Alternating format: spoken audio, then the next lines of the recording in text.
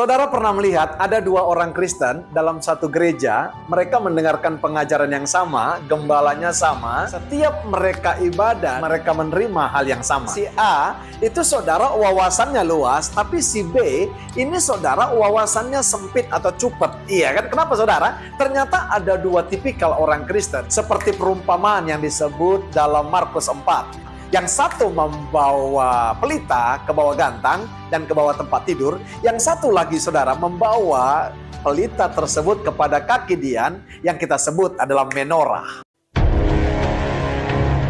Kaki Dian itu berbicara saudara 7 gereja. Berdinamika masalah di dalam gereja. Ada orang yang berwawasan luas, berwawasannya global, tapi saudara ada orang yang berwawasan lokal. Apakah ada yang salah? Orang berwawasan lokal tidak. Tapi yang lokal tidak bisa memaksakan bahwa orang yang berwawasan global harus berwawasan lokal. Berbicara tentang wawasan, tidak selalu saudara berbicara tentang gereja besar atau gereja kecil, atau jemaat yang besar atau jemaat yang kecil. Bagaimana ternyata kita meletakkan pelita kita, saudara? Karena apa, saudaraku yang kasih?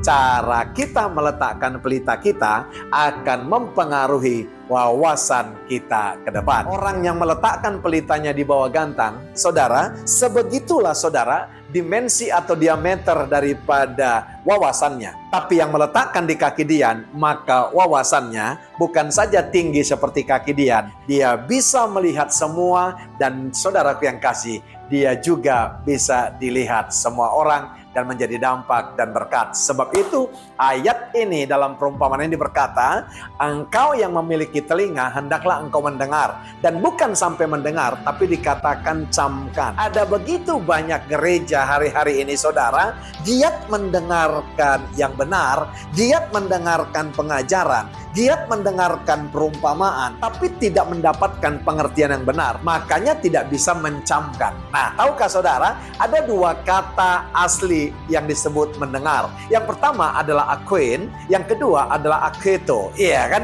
Aqueto saudara adalah bagaimana respon seseorang mendengarkan seorang guru ketika mengajar. Perhatian penuh, fokus, listening and paying attention, sehingga dia bisa mendapat sesuatu dan mencamkannya. Makanya untuk mempertajam kata mendengar dipakai aqueto. Dalam Markus 4, perumpamaan ini berbeda dengan perumpamaan yang lain. Kenapa saudara? Perumpamaan-perumpamaan yang lain di dalam Markus 4 ini diterangkan detail apa arti perumpamaan tersebut. Tapi tahukah saudara perbedaannya? Markus 4, pelita dan ukurannya ini saudara tidak diterangkan. Karena apa? Tidak perlu lagi saudara yang kasih dibahas secara alegoris. Karena cukup tahu bahwa pelita itu adalah firman yang menerangi kaki kita, menerangi jalan kita. Nah, saudaraku yang kekasih, api, terang, dan minyak itu berbicara tentang yang namanya pelita. Itu unsur daripada pelita. Kalau kita ambil variabel besarnya saudara, ada yang hilang sebenarnya 3 hal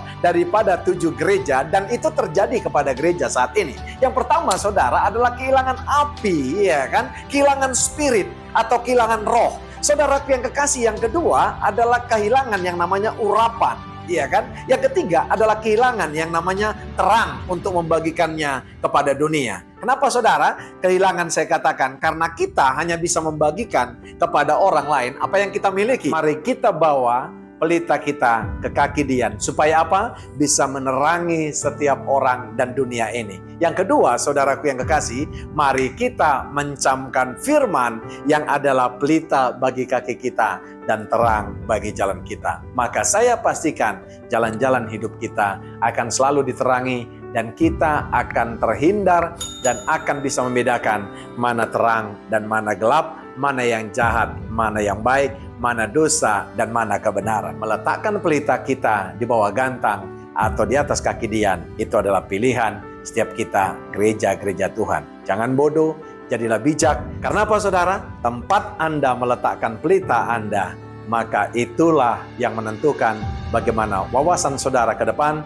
dan dampak yang saudara bawa sebagai terang. Sebab itu, terus ikut Yesus. Kenapa? Yohanes 8 ayat 12 berkata, ikut aku, maka engkau tidak lagi hidup dalam kegelapan, tapi hidup dalam terang kehidupan.